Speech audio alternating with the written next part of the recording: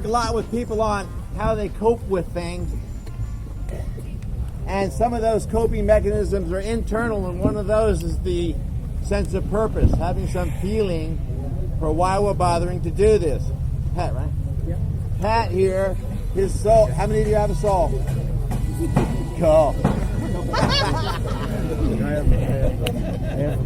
A daughter of mine went to a little cultist extremist meeting, and they said people are different because animals have no souls. And she stood up at the meeting. I'm so proud of her, and she said, "Actually, my bull terrier and I share one soul. How do you like that?" And then she grabs the dog by the head. She goes, "What do you think? No soul?" The dog goes, "She's in there." Right. So Pat here. Want to stand up? Sure. Pat here. When I talk to Pat, I'm talking to both an ego and a soul. When people say, "Why am I on the planet?" What I've been saying lately, and it's kind of new, is you're learning to integrate free will and love. And that's a puzzle. It's hard to put those things together sometimes. Pat here, this set of photons is presently in the shape of Pat. That shape is what we psychologists call his ego. Pat. Ego's not a bad thing. It's just who he is, birth to death. That's where his free will resides. That's where he's different than me. That's where he's unique. That's where things are unpredictable.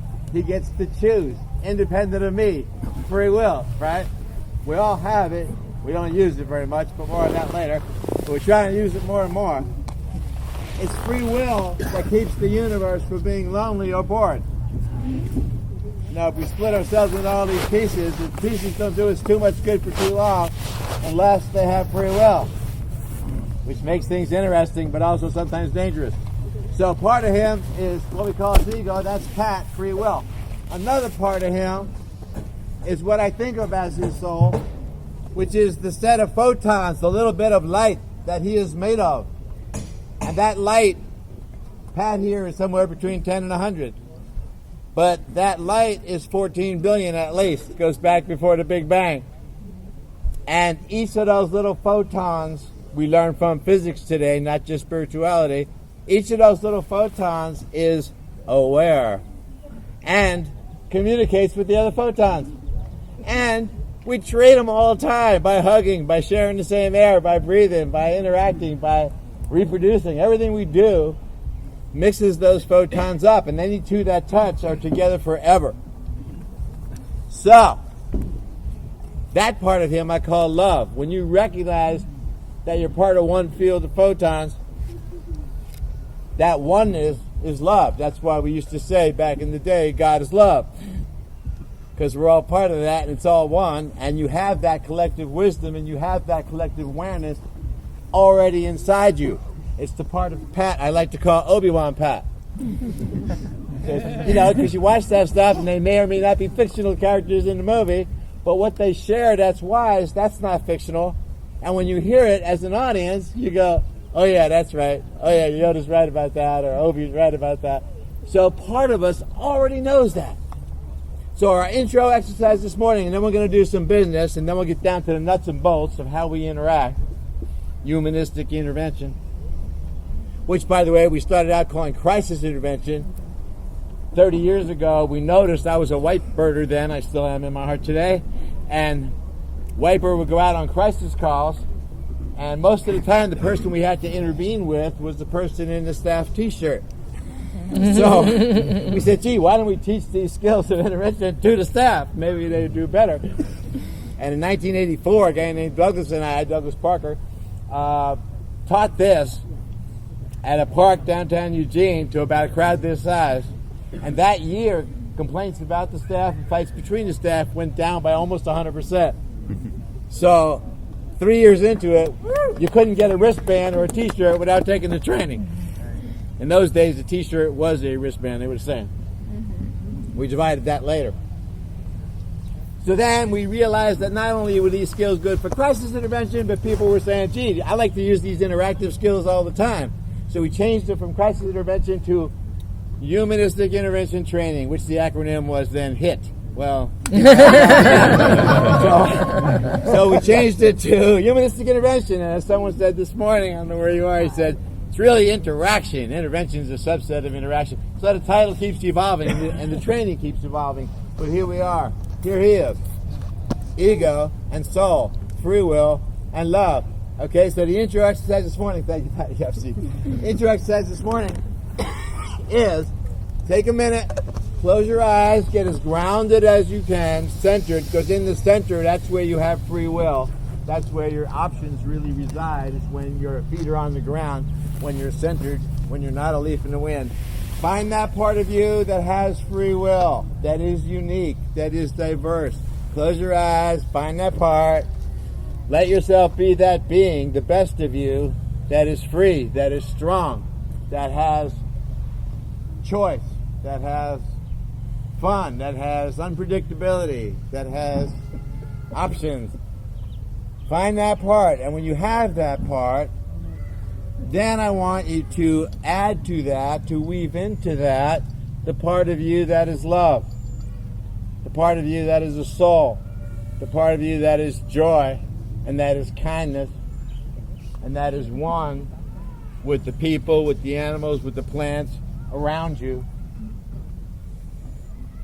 And when you feel that combination of freedom and uniqueness and love and connection and oneness, you can be assertive, you can be considerate. When you feel that love inside you, then open your eyes and introduce yourself to the people on either side of you as that being. That is free, that is different, that is also one and the same. Feel that and say hello. Hi. All right.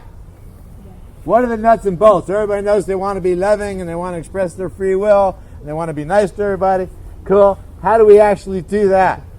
We're going to do general concepts, then we're going to do some specific concepts, and then we're going to do some how to do it stuff, and then we'll be done.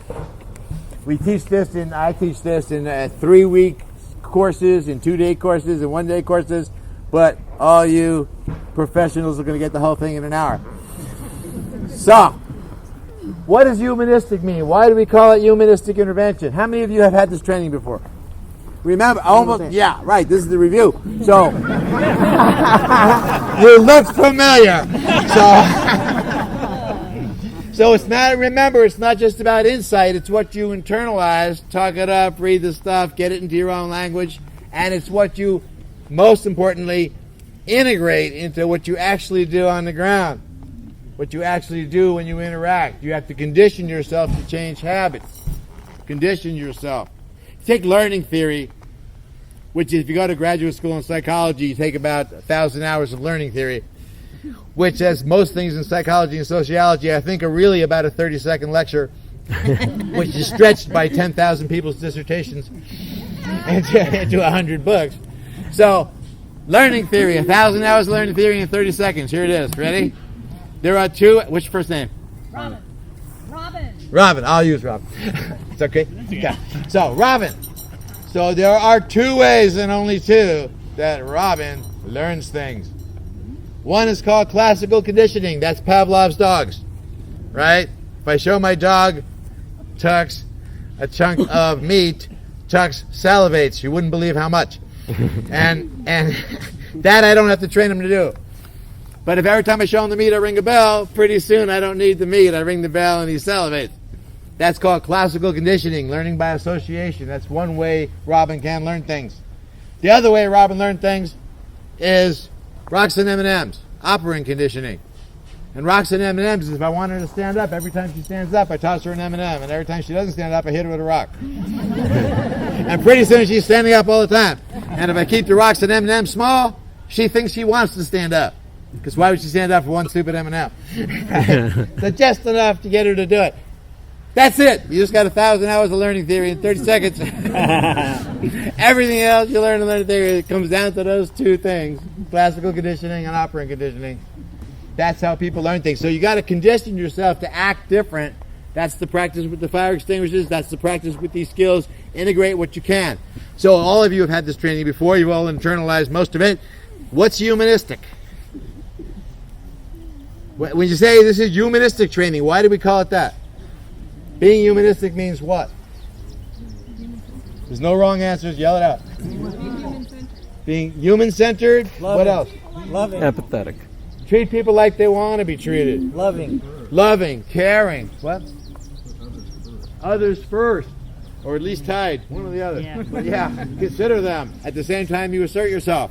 Humanistic means we learned a long time ago in psychology and in parenting that people learn if you punish them and judge them and criticize them, but they learn quicker and better and have a better life if you encourage them and love them and make them feel listened to and respected.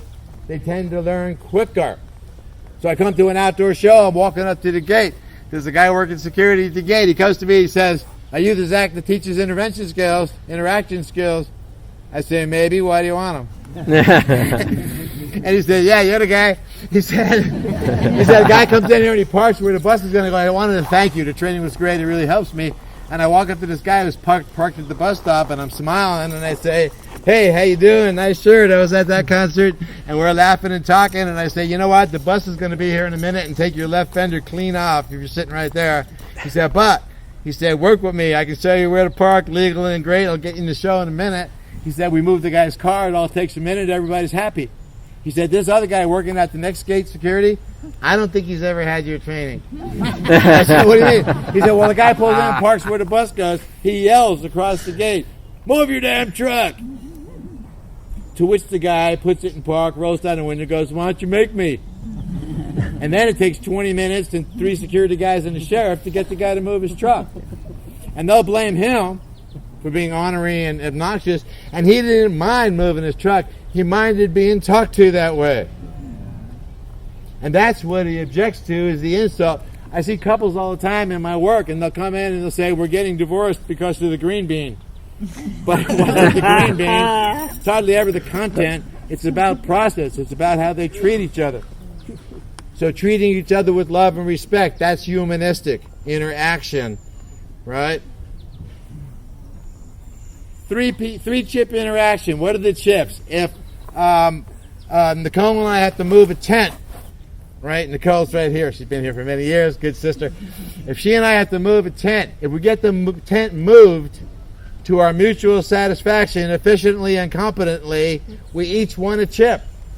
That's called a business chip. What's another chip? Fun and respect. Those are the other two. So it's not enough to just move the tent. In fact, it's more important that while we're in the process of this, we treat each other well. If we get the tent moved efficiently and we treat each other with care and respect, we have a 2-chip interaction. The 3rd chip is a fun chip. We're trying to have a good time. None of us staff people, volunteers are doing this for the money. Yeah. That's for sure true. So we got to be trying to have fun. And for all the people that may complain or criticize and nothing's perfect and the fair has issues like everything in the world has issues, look at the amount of people that want to be here every year. Why are people fighting for those spots? Because it's a lot of fun. So a 3-chip interaction, we move the tent, we treat each other well, and we have fun. And the reason we say this, it's a way to debrief. We're still on general concepts. But if I'm moving that tent with her and I'm not having fun, or I feel like we're not treating each other well, I want to use my right, remember the 5 rights, my right to space, to step back and go, wait. Remember, you have the right. You have 5 rights. One of them is the right to space. The right to space says you have the right to stop an interaction, right? So when my teenage kid comes to me and says, "I need $10 in the car keys. I got to pick up my girlfriend in 5 minutes. We're going to the movies."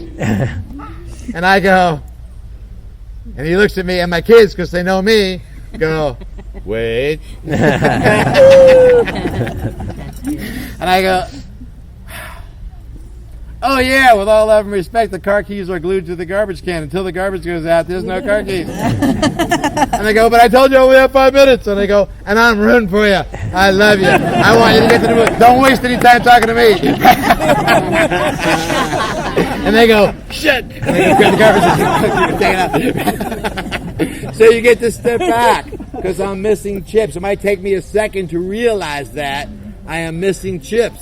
So, life in the 21st century. Yeah. So, We used to do this thing. We didn't even have these. We were just running around yelling at hey, forward!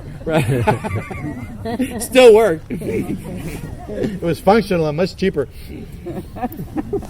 So I get to stop. The right to space carries an obligation. Every right does. The obligation of the right to space is to come back and reconnect. You can't take space as a way of just running away.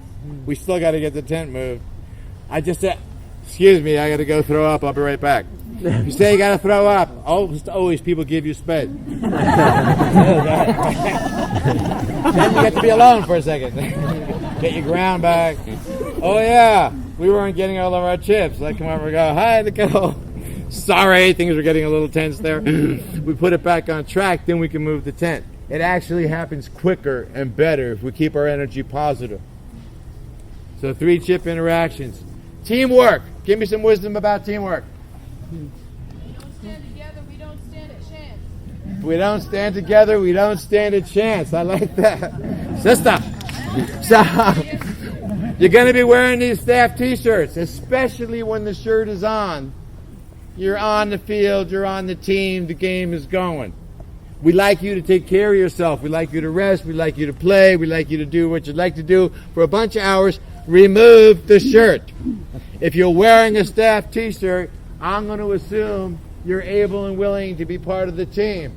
And if I need somebody and I see a cat in a shirt, I'm going to go, can you help me for a second? She's going to go, absolutely, or she wouldn't be wearing that thing. Everybody on that team, you got their back. I hope you all love each other personally to a person, but you can't always like everybody all the time. Nature of free will and separate egos. But when they're wearing the shirt, they have your support. If you're second on the scene, you're not doing much. I'm walking along, and what's your name? Harley. And Harley here is doing what's your name? Aaron?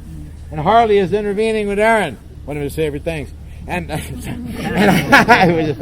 was kidding. So I see this. He's wearing a staff shirt. I'm wearing a staff shirt. What do I do? Watch. I don't want to get involved directly unless it's obvious that I should or they ask me to, because one of the most complicated things we do, and it's why we teach this, is 300 trillion cell machines hooking up and trying to harmonize some kind of communication. And we have trouble. Our worlds are different. We listen different. So I don't want to jump in and make things more complicated necessarily, but I can stand somewhere where Harley can see me. You're working on that. I can make fun of them. Or I can deal with the people in the periphery. All right, or if there's something dangerous going on, I can pick up some broken glass, get it out of the way, take care of the little kids. And if he calls me over, I'm available, and he feels my support. If I have to step in, we'll debrief that later. We ask you as part of teamwork to take reality checks. If I come up to Harley and say, hey, I got this one, go have a smoothie, should he turn to me and go, I'm fine, let me do this? No. What should he do? Go have a smoothie. Why does he come to the fair to have fun and relax? Does he go have fun and relax? I'll work. We can debrief it later. And when we debrief it, also not blaming, we'll just talk about what I experienced that made me want to step in and how he felt about it, and we'll figure it out. And so we can do better next time. So help each other that way. Brief and debrief. Check in when you come on shift. Find out what's been going on, what hasn't been going on, what are the good things, what's happening that would help. Talk to each other. Anything else about teamwork? Work together. Remember, moods are contagious. And when Leah was talking about internal security, they go around not to enforce rules. They do a bunch of that guideline stuff. But they're really going around to set ambiance. Help the 3 chips happen. Help people have a good time. Create an atmosphere. We don't want people thinking, here comes the cops when they see people in a staff t-shirt. We want them thinking, oh, here's Good Country Fairies going to make us have a good time. They're into chips. They're into having fun. They help make things happier and easier. It's good to see them. We're trying to create that when we walk up on people. A couple years ago, there was like 3 or 4 of us doing a patrol. I had on a staff t-shirt and the tags and the radio and everything. And we see this kid who looks like he's dabbing sugar cubes and selling things off the middle of the path. Some teenage guy. And the three of us are standing over him watching him do this. And he slowly looks up and goes, "Am I in trouble?" And I smiled and I said, "I love you, and I have good news and bad news." The good news is I'm not a sheriff and you're not under arrest for multiple felonies. The bad news is your weekend just ended. But when you think about it, that's a small price to pay. Don't hand it to me. We'll get you on the truck. We'll get you off the property. We don't want to know what it was or what you were doing. Have a nice day. But you don't get to stay here and do it. So I can talk to that guy. Tex and I, is Tex still here? Tex and I, one of our bums, Floyd Brzezinski, went out and we found this guy on a Sunday morning. He was doing everything wrong. He didn't have credentials. It was before public hours. He was accused of stealing, bothering women, being obnoxious, drinking, whatever. So Tex and I went and found him, and it took us about a half hour to gather up all his stuff and get him down to the bus stop and get him on a bus and give him a booted out card, which means he can't come back on the property. And he came running from the back of the bus to the front before the bus pulled out and threw his arms around me and said, "That was the sweetest bum's rush I've ever gotten." Thank you. I said, "Well, you're very welcome. It wasn't our goal to make you feel bad, but you just got to go." Y'all don't come back now. Safety. Safety means safety in your camp. Remember, our camps are private property. They're not open to the public. When you're in your camp, get to know your neighbors. Their tent is only 3 inches from yours. Say hi. Take care of each other's stuff. Take care of your stuff. Take care of your families. If you see a stranger in your campsite, what do? Hi. What do you want to know? Find someone? Why are you here? Why are you here? To integrate free will and love. Why are you here? We're learning. We're not perfect at it yet. So you introduce yourself, and if they say they're with, if they're not with anybody back there, then you guide them back into the public space. If they are with somebody back there, but that person's not present, guide them back into the public space. Have them wait where that person will have to see them when they come in. But you really don't want people that nobody knows hanging out in our private backyards. Help them deal with that respectfully. Help them have a good time. Practice 3 chips, but they got to go. Safety also means know your limits around food and drink and anything you might ingest. If you don't understand it, don't eat it. You know, we're integrating free will and love. Think of that in each thing you do. When I was a 20-year-old starting to play out here, we had something in our subculture we call free love. That did not mean cheap sex. Got interpreted that way at times. People will be people. But free love was about integrating those things. Safety. When you intervene with somebody, I'm intervening with Pat. How far is safe distance? 2 arms lengths. So put your hand out. His shoulder makes a radius around me that I can still run if he attacks. Remember, the number one person to keep safe in an intervention is who? You. And second, your teammates. Always got each other's back. And everybody else, of course. The kids are all of our kids. Introduce yourself, even to the older ones. It's kind of scary. But introduce yourself, make friends. Get people to know each other by saying the name. Get them involved in having 3-chip interactions. Safe distance. I did a role play with Pathrove a couple years ago. I was standing there with Oso, who coordinates internal security. And we had a guy, someone said, what's first name? Gage. Gage. Someone said Gage this is the role play. Gage is being weird. We think he's tripped out or crazy, he's bothering people, someone has to intervene. And he's leaning against this tree over here. And we get 2 experienced path rovers. They've been working path rover for years. We say, okay, do the role play, do the intervention. So they do this. Hi Gage, how you doing? My name's that, And I looked at Oso and I said, is that what you would have done if you got called on that call? And Oso smiled at me and said, no. And I said, what would you have done? And he said, if they said Gage was crazy and acting out and needed intervening, I would do this. And I would just watch him from here for a while and see if I had to go over there at all. I mean, less intervention is better. And then if I thought I had to go over there, outside of that distance, which those two were doing the role play violated, I would say, hey, Gage, and see if he answered me. Because if he doesn't answer, we don't have rapport, and all the rest of these skills may not count. So if he doesn't answer, maybe I'm backing up a little bit and getting some backup, and we'll do this slow and safe. If he does answer, then I can come closer. A lot of times you're inside that distance. You got to know that that's where you are. Safe distance. Safe exits. I got to be able to walk away from Pat without going through him. He's got to be able to walk away from me. He has a right to do that without going through me. So I don't want to trap him. What is anger? Fear.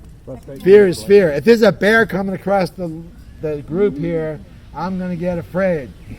It's also a secondary emotion. And it is a secondary emotion. My fear will, every emotion you have, anger is an emotion, will tell you something and also give you energy.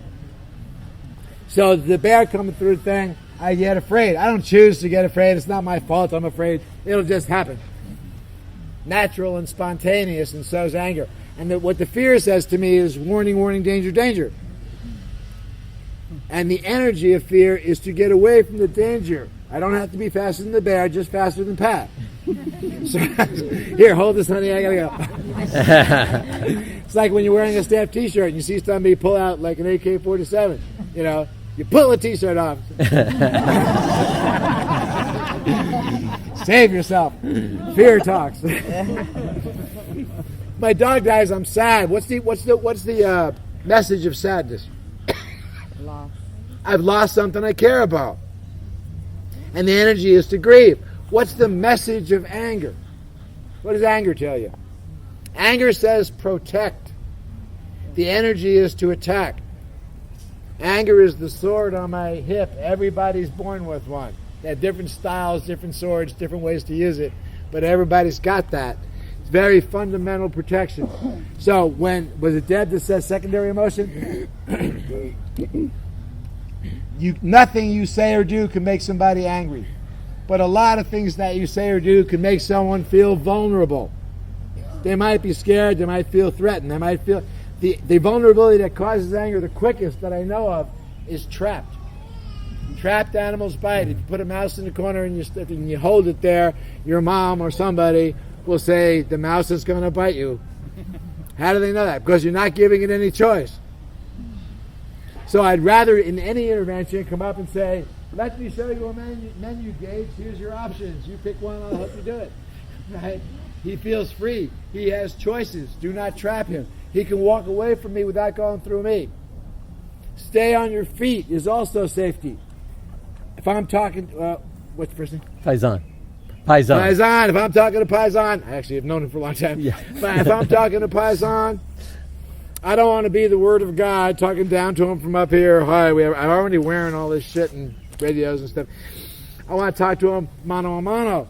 So I come in and I do this. This a good idea? No. Everybody got it? Stay on your feet. If I come in and do this, I can still get away, right? If I have to. You never know when you have to. Leave yourself exits. Keep yourself on your feet. Wear something safe on your feet. If you're wearing a staff T-shirt, what are you also wearing? Closed-toed shoes. Something your feet won't get hurt in. At Whitebird, we see more foot injuries than anything else. People come out with their toes and banged up all the time. So when you're working, not flip-flops if you can help it, not barefoot, something where you can move without worrying about your feet. That works. Safe distance. What's safe distance if you have a weapon? There's no weapons allowed at the fair, but people have walking sticks, people have knives. That's going to be a subjective call about whether you think that's being bandaged as a weapon or not. certainly projectile weapons, crossbows, guns, anything like that. Are you going to intervene with that? Mostly not. You're going to call it in, get a description and a location. People will be out to help. But if he has a stick or a knife and he's angry, then it's not 2 arms lengths anymore. Now it's 21 feet. So with Pat, I am now over here. I'm not even at 21 feet yet.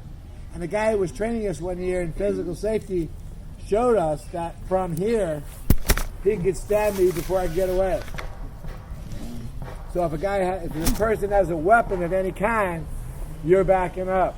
You can still hear me and we can still talk from here, and somebody's calling in back up. Some other people will help you to strengthen numbers. So what do you Robin. do if he's over there and you're here and there's all the general public in between you? How do you handle that situation in work here? As best you can.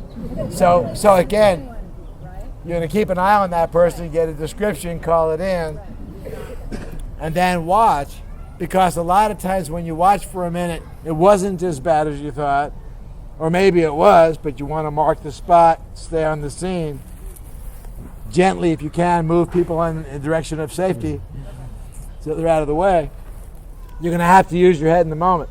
It's crap. Saturday afternoon, that could easily happen. Any other things about safety? Up and loud. Up and loud. I don't know if you mentioned it, but when you do identify a problem scene like you just described, the first thing to do is call for help. Not go to the scene, then go to the scene and start dealing with it. But then you know you've got backup coming. And when you call for help on the radio, and you all should know how to use the radio if there's one on your team, and where the nearest radio or phones are,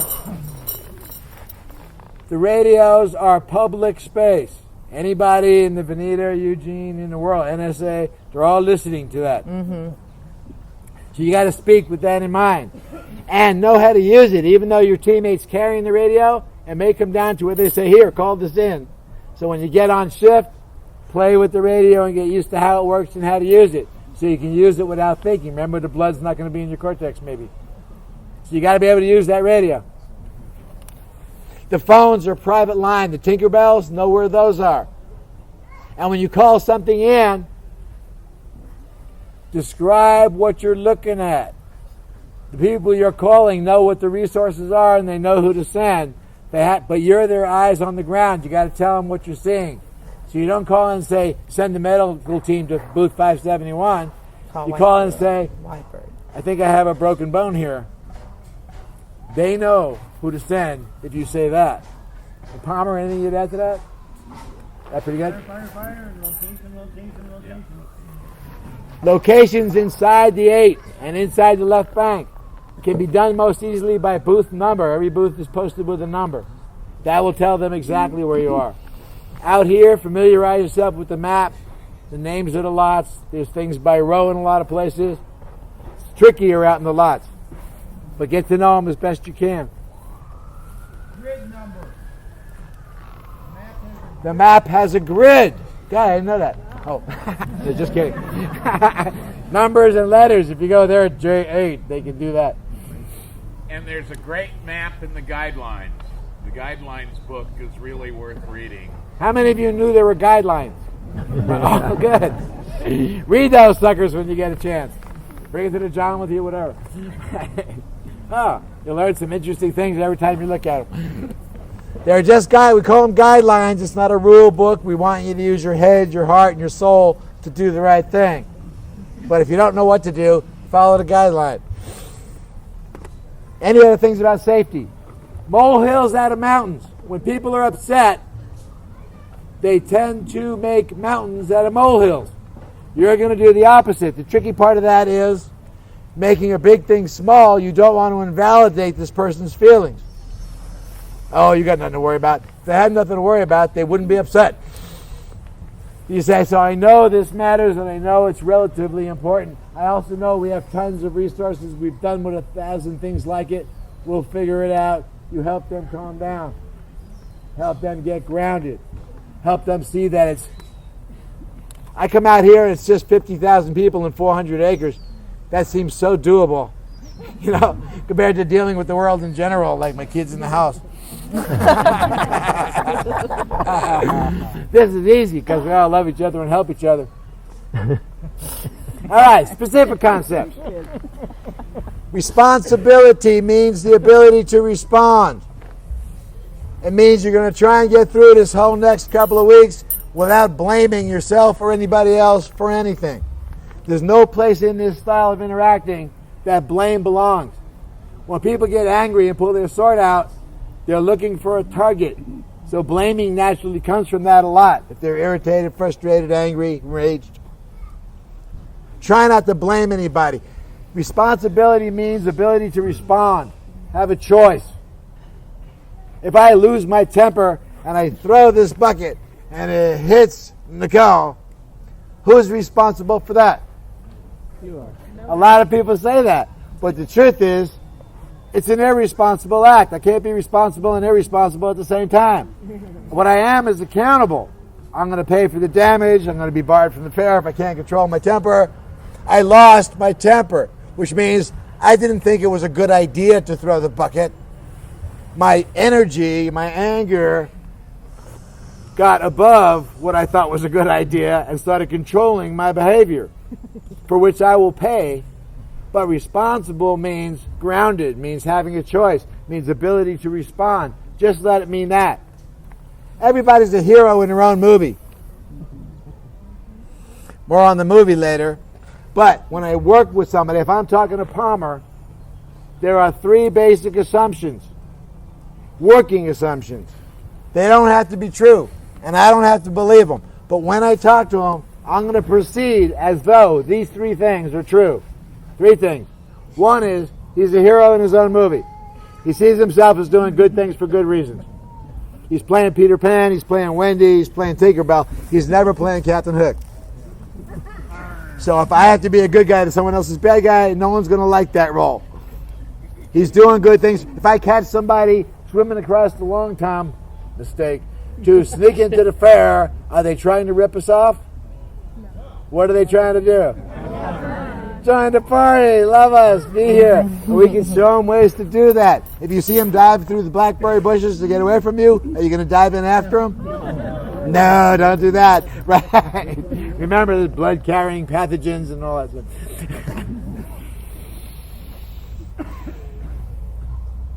So, anything else about responsibility? Try and find the positive thing he's doing and relate to that. 3 assumptions. One is he's a hero in his own movie. The second is he knows himself better than I do. When I am arguing with my wife, we have our arguments, believe it or not, been married 31 years, and she says, "Oh, you're saying that, but I know what you're really feeling." I say, "Well, then you can have the conversation by yourself. Call me if you need help. Do it like a puppet show." But if I'm here, I'm going to have to speak for me. Right? Palmer knows Palmer better than I do. If he says this is where I'm coming from, let's proceed as though that's true. Okay.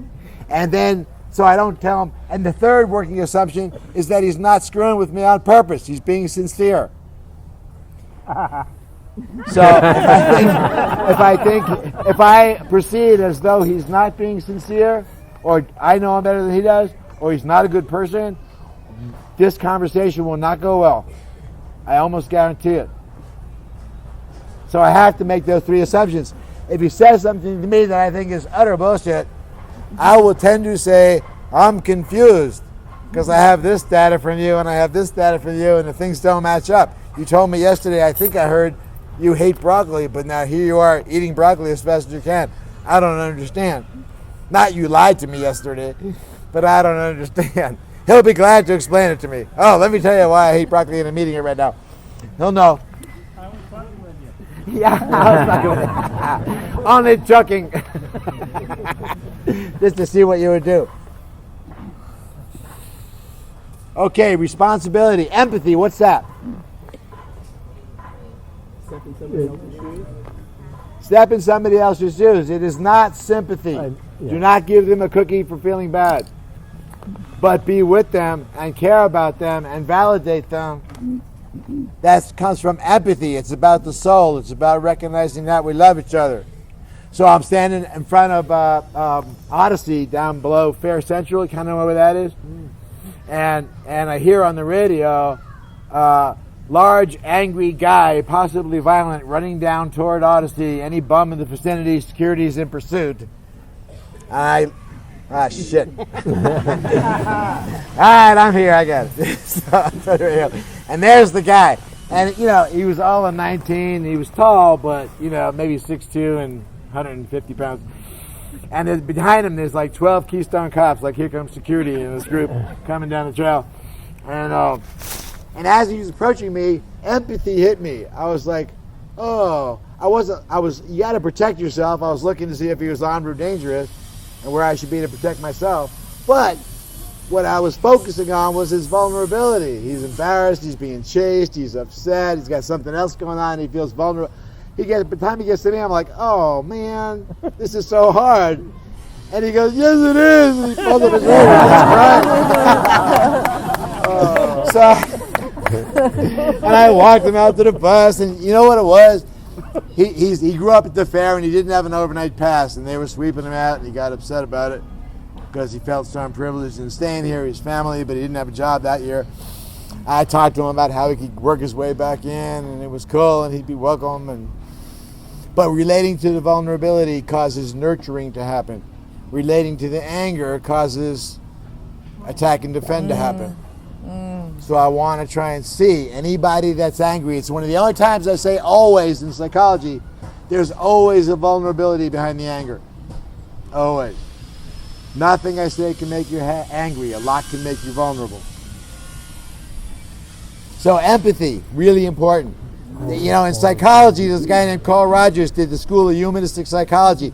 He said, besides behaviorism, besides psychoanalysis and all the tricks psychologists can do, he said, if you're grounded, we'll talk about that in a minute, and if you are empathetic, and if you are authentic, be real, and if you're non-judgmental, don't blame them, therapy will happen even if you play checkers.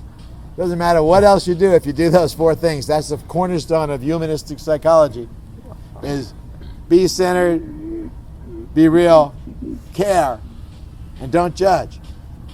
And you can do any job out here in security, fire, childcare, whatever, and stick to those four things. Say them again. Thanks. Grounded, what is another one? Be real. Empathy, be real, don't judge. Authentic. Authentic, right. How can someone who's counseling or intervening, you can share things about yourself sometimes, self-disclosure, a little bit, to show that you're human. How many of you have ever snuck into this fair without a ticket? Come on. Or know someone who has. Yeah, those hands. We went out one year about 5 or 6 years ago. We bums went out with nothing to do but check. We were just taking a measure. And we'd walk up to groups of 5 or 7 or 10 people and just see. It was middle of Saturday night like 11 o'clock. Just see who had credentials. It was about a third. 2/3 of the people we checked had no credentials to be here. We had to stop looking. I mean, we had nothing to do with them. It was too many. That's when we started the night sweeps and the fish tanks and all that stuff. Not meant to catch everybody, meant to educate all of us. We only have so many bathrooms, so much power, so much food, so much camping space. People get hurt, so much medical stuff. We can't take care of millions. We can take care of who we budgeted for, plus a few. But we all have to help. We as security, we as management, we cannot get the people who are not supposed to be here out of here by ourselves. We need everybody to get behind it. When the community works together, we can do great things. But everybody stay aware and do that. What does it mean to be grounded? Centered, breathe, feet on the ground, square one. It's where you have free will from. We want you to have a way to ground yourself. Ground comes before process or content. Content's what I'm here talking to you about. Process is how we talk to each other. Ground is, are my feet on the ground? Am I centered? It's just me, then us, then the item. That's the order of things. If you don't feel grounded, I come up to the guy a couple years ago. A booth sent me to talk to a guy, big, burly, heavy guy, upset. They said he's got to be out of the fair. He's bothering us. He's bothering our customers. He's obnoxious. He's scary.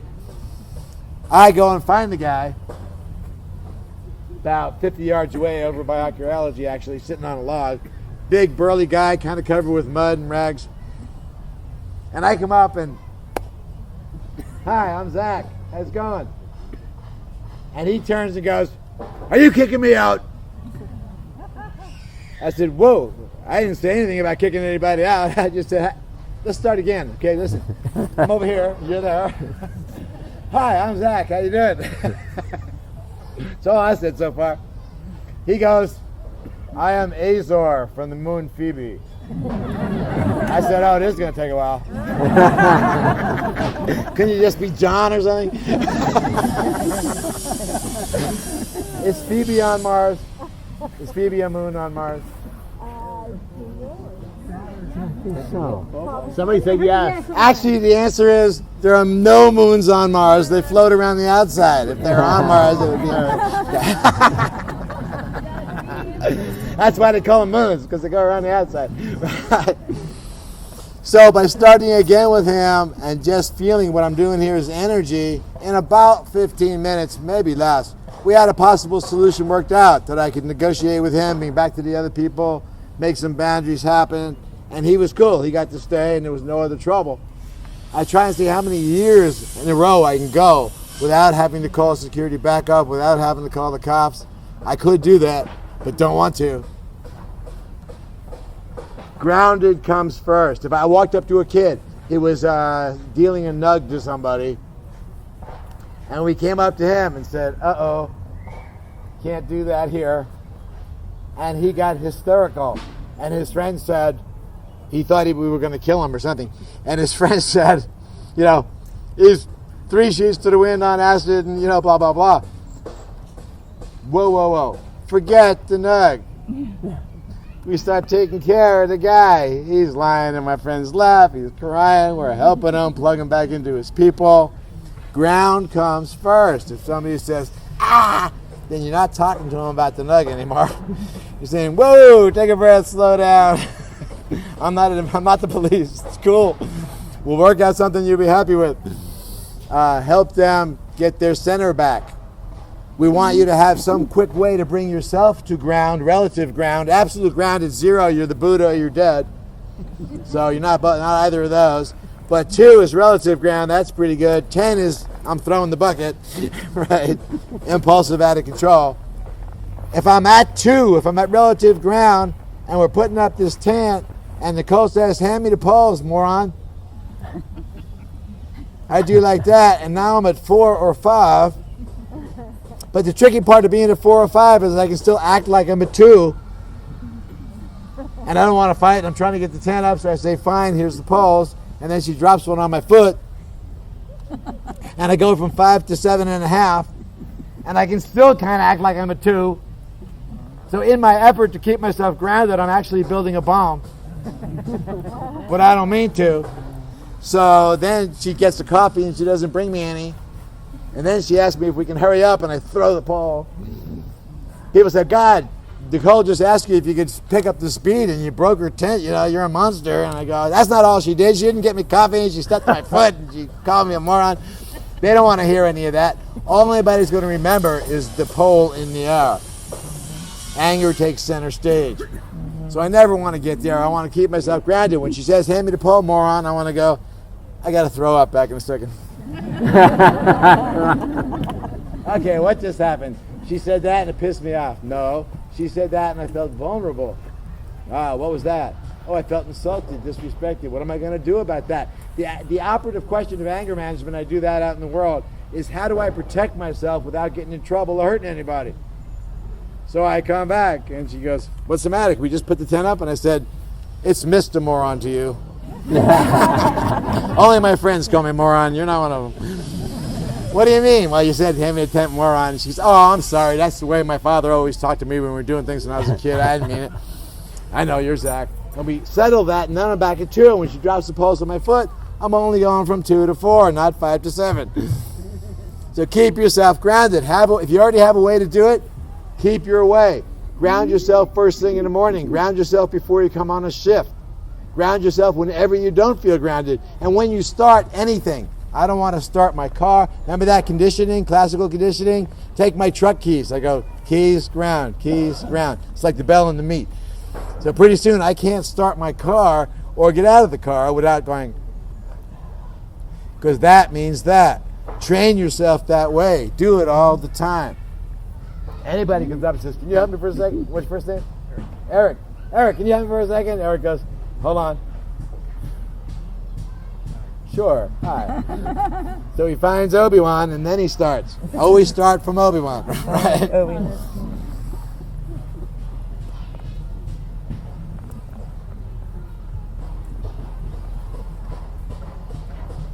So how do you ground yourself? Stand up with me a second. This is generic. This is how you do it generically. How you do it on your own is up to you.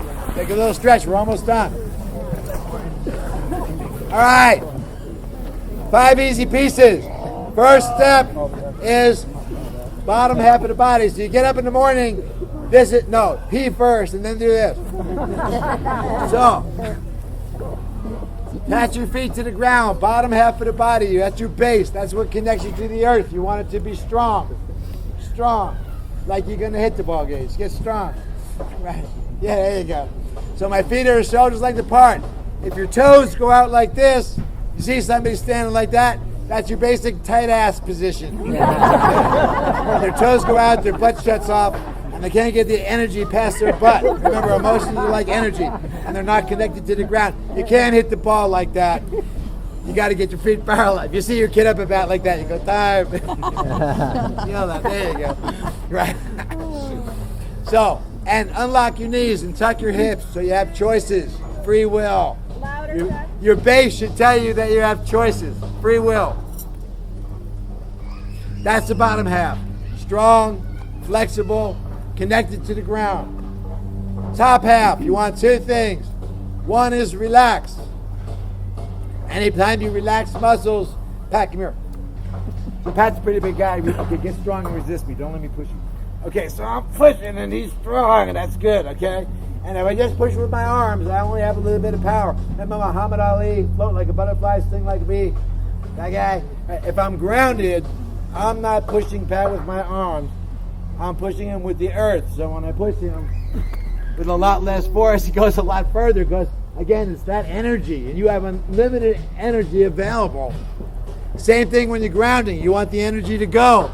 And you have to open channels, relax your muscles. But hold a shape at the top. So bottom half, strong, connected. Top half, hold a shape. That says I'm worth something. I have some power. When we train security, it's like we don't want you aggressive because that makes the other person vulnerable and pisses them off. We don't want you acquiescent because that draws aggression from the other people. We want you centered. I went to a cop in Manhattan, near Times Square. I wanted directions to a hot dog stand. I said, hey, good morning. And he was like this. And I said, hey, good morning. He went, hi. And I went, oh, that's good. Whoever's training you, keep doing it. It wasn't aggressive. It wasn't weak. Right there, I'll kill you if I have to, but I'm trying to be your friend. And he was really good. It was great talking to him. The cops were well trained there for the most part. So, bottom half, top half. Then, breathe. The grounding breath is both chambers, stomach and chest. It's country fair, so you can take in compassion through the left nostril is green. Wisdom is yellow out the right nostril. Third eye, or purple. Be that as it may, for grounding, just take a deep breath and let it go. Right? Fill both chambers. A lot of people say take a deep breath, they go, and all the air's up here, and this is all locked up. If this is locked up, the energy's not getting through again. So when you breathe in both chambers, stomach and chest, it lets everything flow through from the face to the ground. Let it go. Shake out the kinks. So eventually all 4 of these steps happen at once. You just walk away, got to throw up. Ground.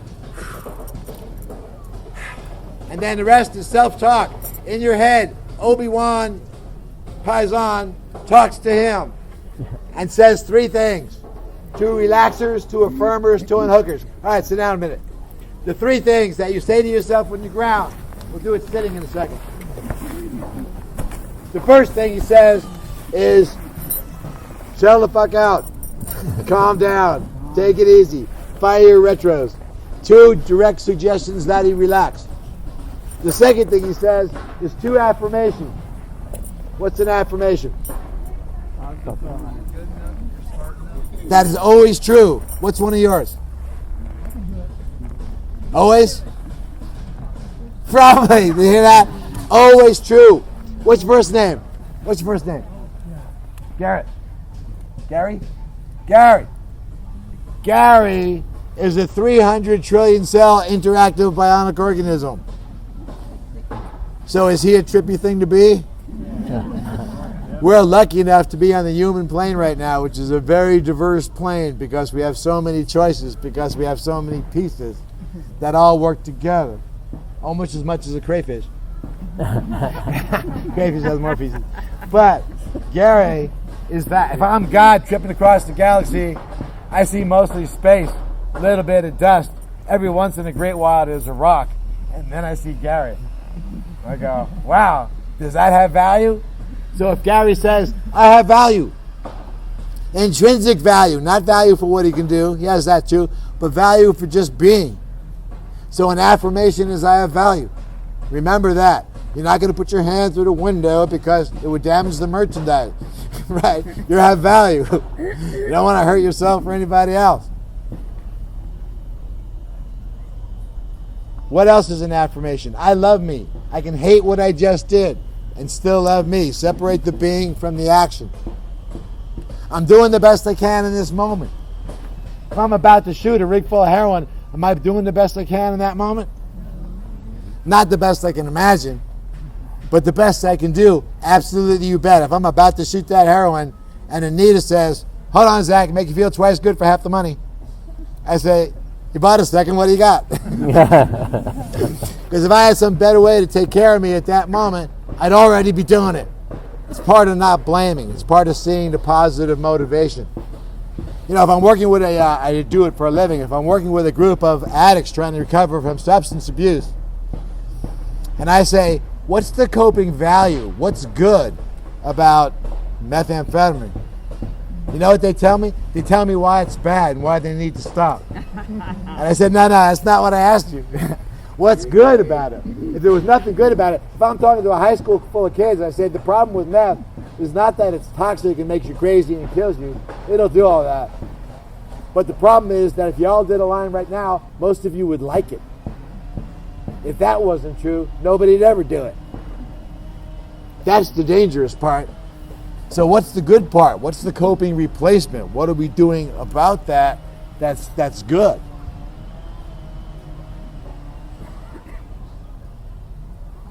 So, relaxers, chill out, calm down. Affirmations, I'm doing the best I can, I'm a good person, I have value. Unhookers is the last piece of grounding. Unhookers. Unhookers unhooks you from process and content. When I walk away from the call, because you called me a moron for 10 posts, I want to let go of content. I want to let go of process. I want to just ground. So the last thing I say to myself when I'm grounding is, let go, or it's not worth it. Or I'm just a speck living on a speck. It's molehills out of mountains. You know, my soul hits the earth right around the sun a few times and I'm out of here. I'm not coming with anything. I'm not leaving with anything. I'm not staying that long. What is the big deal? Right? Let go. I'm only keeping what I learned. Everything we do, that's what the Archangel book's about. Everything we do is that we keep has to do with what we learn about how to be. That's the important part. That the photons remember. That's the evolution of God and universe, is in how we learn to be. All the situations and all the stuff and all the money is just grist for the mill. It's stuff to practice with. Subjectivity. We'll do this in some processes. We're almost done. And knowing your limits. Let's do know your limits first. Remember, if you don't understand it, don't eat it. Some people, and we don't recommend it, we don't allow it, but some people can do 10 hits of acid, work all day on no water and no food, and you wouldn't even know they were tripping, and they do their job just fine. Other people have a bowl of Cheerios in the morning and freak out because they can't handle it. Some people need 8 ounces of water and something solid to eat and some protein every 4 to 6 hours to do their job. Some people can go all the day without it. Knowing your limits is knowing your personal limits. So take care of yourself. And if you say to a crew leader, got to do some self-care for a minute, they're going to support that.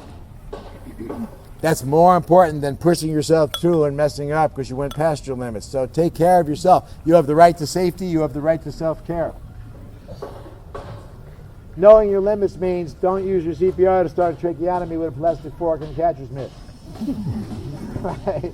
You're still in the state of Oregon. You're still in Lane County. You got EMTs and doctors that are moments away. Do what you're trained to do. Knowing your limits also means not going beyond your training.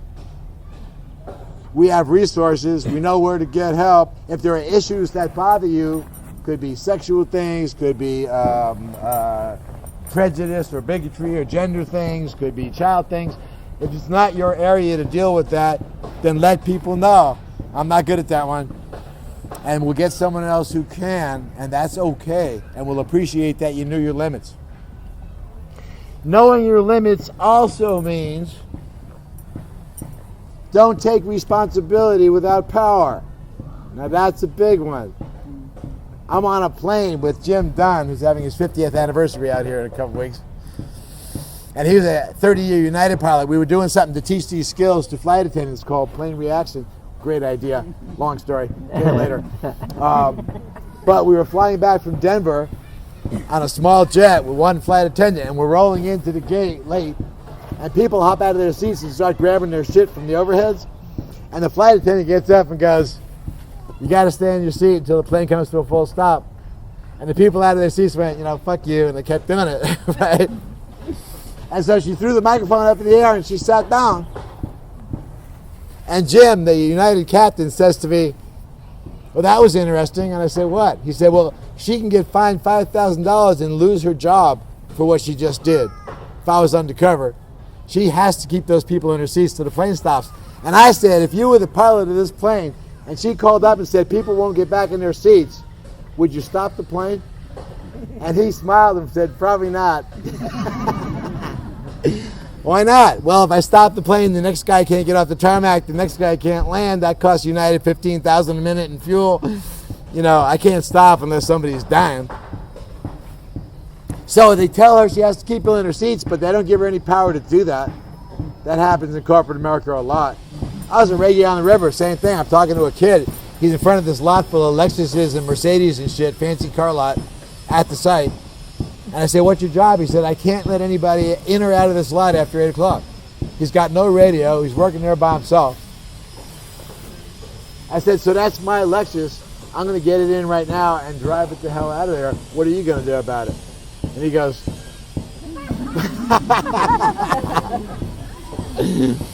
so some things need power. Something I sort of invented, which you don't get to invent much in my field. Most of you do what you're taught to do and you follow along. But is that every noise that Anita makes, everything you say to anybody, anything anybody says to you, any sound, any word, could be about 1 trillion kinds of content, could be about anything, especially out here. But there are only 4 agendas. There are only 4 dances in all of communication. Everything, what's your first name? Doug. Everything Doug says to me, there's only 4 possibilities of the dances we're going to do. And combinations of those 4. So there's actually 256, which is 4 to the 4th. But there's only 4 dances. One is venting. What he says to me might just be, "I'm just saying." He says, "Ow," if I step on his foot. Or he says, "Here's some information," or "Here's my opinion." Or, "I just want to say this." He's just sharing.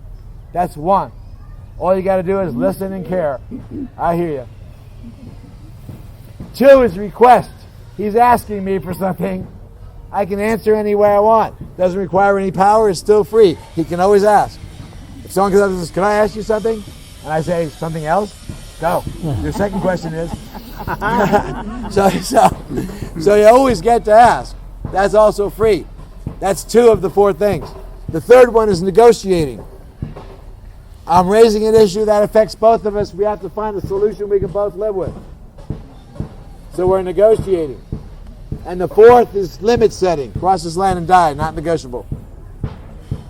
Everything you say to anyone or anyone says to you is only amongst those four. To negotiate or set a limit requires power. If Gary's in my office with me downtown, he says, let's negotiate the color of this office, I'm going to say, I'm paying all the rent. Why am I negotiating that with you? I don't think I am. You can make a request. But to negotiate, if he's paying half the rent, he can say, my half depends on picking the color. Then we're negotiating. If he says, let's negotiate the color, and I say, I'm paying all the rent, why should I negotiate? He says, well, I have this 9mm with one in the chamber. I said, well, we're negotiating. Why don't you say so? You stay here, I'll get the paint.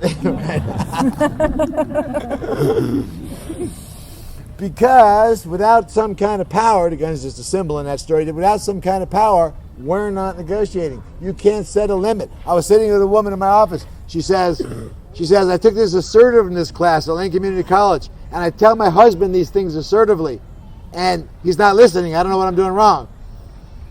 And I said, tell me as assertively as you can that I cannot throw these magazines at you. They were on the coffee table. And she said, she got all grounded and strong, and she said, you can't throw magazines at me.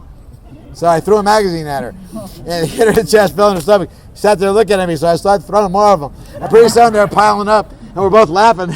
I'm going, it's not working. So I said, look, forget what you learned in the class, good stuff, you can use it later. Don't hurt me, don't hit me. I'm going to throw this magazine at you. Stop me with a simple sentence. And she said, when that magazine touches me, I'm walking out of here and I'm not going to be your client anymore. And I said, only joking, and I put the magazine down. So what gave her power is, and it gives you power in every relationship you have, if you have it, is independence. Didn't need to be there. There's other counselors in town. And I didn't want her to go. Her assumed value to me. I have to, so when I'm talking to my wife, we're negotiating something, I have to know that I can function without her. And I have to assume she's not doing me a favor keeping me around. That she wants me there. If we want each other and we're both independent, we have a chance at a healthy relationship. A healthy relationship is two independent people who choose free will to hang out together and act out of mutual respect because they both demand it. That's called assertiveness. And they both offer it. That's called consideration. Our worlds are different. So knowing your limits, if somebody puts you on a job out here and says, make this happen or hold this line, you're entitled to say, how? What happens if they say screw up? If I go out on the path with all that stuff on, the shirt and the radio and all that, and I'll do path rove and I'll be 3 chips and nice and grounded and help people be happy. But you have to know before I ever put this stuff on, before I walk out there in a couple weeks, that I've already met with the state troopers and with the sheriffs and with the security people and with the dog catcher, with the fire guys. I know exactly what I can do and not do. So if I come up to someone and I say, look, I'm as nice as it's going to get. You don't want the next guy to show up. You know, this would be good if you and I talk. We can get good things to happen here. I've worked with people that were accused of molestation and that we had to boot off the property. I worked with one guy for 20 minutes on that. And at the end, we shook and hugged, and he got up with the security guys to go get his stuff and get off the property. I helped him recognize that his best protection was to get the hell out of here and not stay on this property where this other person had to stay and we had to protect.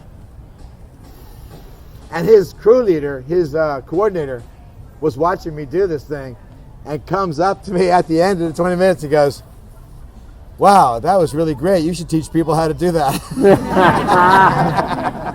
I said, I do. That's what I do out here. So, know your limits that way. If somebody gives you responsibility, know what the power is. And if you're not sure what it is, ask. Your crew would also, there'll be several people on the crew that equally don't know that will be glad that you asked. How do we make that happen? I'm either just sharing or just asking, or I have some power to make something stick. You have power in your independence. You have power in your value to the other person. You also have power in your team and in your crew leaders and in the people you work for, the fair will be behind you and help you. But understand how that works ahead of time. Okay, last concept. And then we'll do the quick process stuff. We'll still be out of here before noon. Last concept is subjectivity. We do this workshop this morning. Say there's a couple of hundred of us out there. Eric makes a map of the workshop and puts it in his head of the training. Is that map the same as the training? No. How is it different? He's listening, he's being honest. It's subjective. So he makes the map out of sensation, light and sound that hits his eyes and ears, but also out of projection, his existing mood and values and feelings at the moment and history, all affects the kind of map that he makes. So if we have 200 of us here, we make 200 different maps to this training. None of the two maps are the same. Which one's the most important? Can't tell. Which one's the most true, most authentic, most accurate? No way to tell. They're just different. Each one equally respectable and careable and lovable. I want to understand what Eric's map looks like if I'm negotiating something with him. I don't have to have the same map to care about it, to hear it, to understand it. When you're grounded, how do you ground somebody else? What are some tricks to that? You want to get the other person grounded too. How do you do that? Do it with them. If your moods are contagious, if you're grounded and you make contact, you'll tend to get to the same space pretty quick.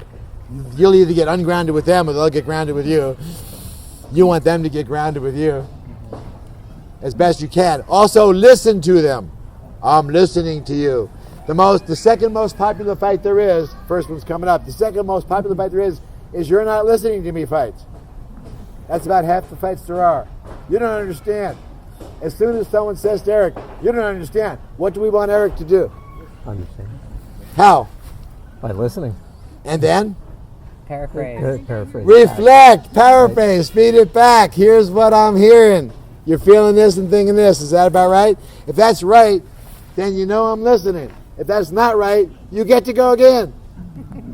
Because I didn't get it. All I did was make a map of what you said. That's not the same as what you said. There's all these maps in Eric's head of everything he's ever experienced in an unalphabetical pile on the floor of his skull. That is Eric land. That is his world. No one else lives there. Not only do we have maps that are different, but no two maps of ours are the same. They're all different. So how do we get along? The most popular fight that people have are who's right fights.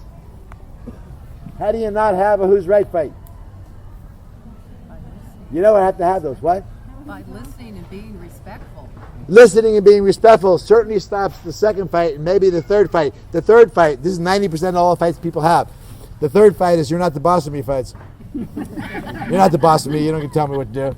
And that gets back to knowing your limits and knowing how we're talking. We're negotiating. I got to set this limit. Doesn't make me your boss. It's just an item. So I can deal with that. It's a little more complicated. You're not listening to me fights. You reflect. As soon as someone says you're not listening, you say, here's what I got so far. And if that's wrong, you can go again. And we'll just roll it back. You got the flu. You know you better than I do. Right. So tell me what's true about you. The first fight, who's right fights, you stop by learning to speak and listen and think only in the subjective tense. If someone tells me, what did Nicole tell you this morning? I don't know. Tell you what I heard. I can read this map to you. She won't know what she said either. She'll have a map also of what she intended to say. So she always knows what she intends to say. I only know what I heard. And those are always different. And every brain that it goes through, if I come to, what's your first name? Casey. If I come to Casey and say to him, Eric told Nicole this morning, what does he know about what Eric said? Almost nothing. It's like the telephone game. So what happened this morning? Tell you what I experienced. Is there can I borrow this? Is there a bucket in my hand? Is there a bucket? What's your first name? Looks like it. Jay, Jay. Is there a bucket in my hand?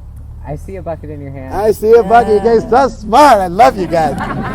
So if he says, I see a bucket, how am I going to argue with that? I can say, there's not a bucket in my hand. He says, well, I didn't say there was or there wasn't. Believe whatever you want. I just told you what I saw. I said, I don't see one. I see when you don't. It's the fair. It happens every day. I said, you don't see one. He goes, wait a minute. The fourth right is the right to perception and respect. And I'm the only one that can tell you what these eyes are telling this brain. He says, they are reporting bucket in hand. It's all I'm claiming. Could be a dream. I could be a brain in a bottle on Titan. I don't know. But I'm having this experience. I've done this in court with DAs. It really drives them crazy. You know, was Paisan carrying a stick that day? Kind of looked like it to me. Well, was he or wasn't he? I don't know. I can only tell you what this map looks like, and I changed it when I put it in my head. And when you hear consecutive witnesses at a trial be a witness to the same event, you know why Charlie Z out here ends up with a headache every day. Because he goes, "Ugh." Because people's stories, their maps are all different. How do I validate somebody? We said in the 60s, along with free love, you should validate people.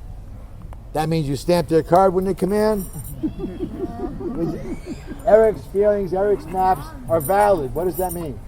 That means everything that he does and says and feels will always make sense in his world, not necessarily in mine. Our maps are different.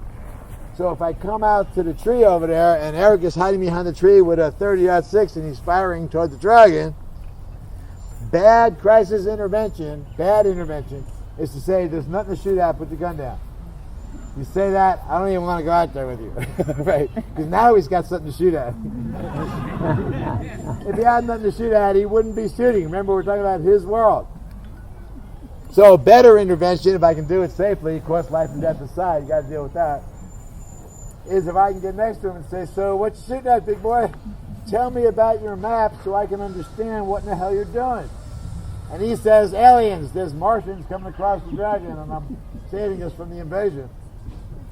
Oh, I get it, I see. So you're saving us from the Martians. That's validation.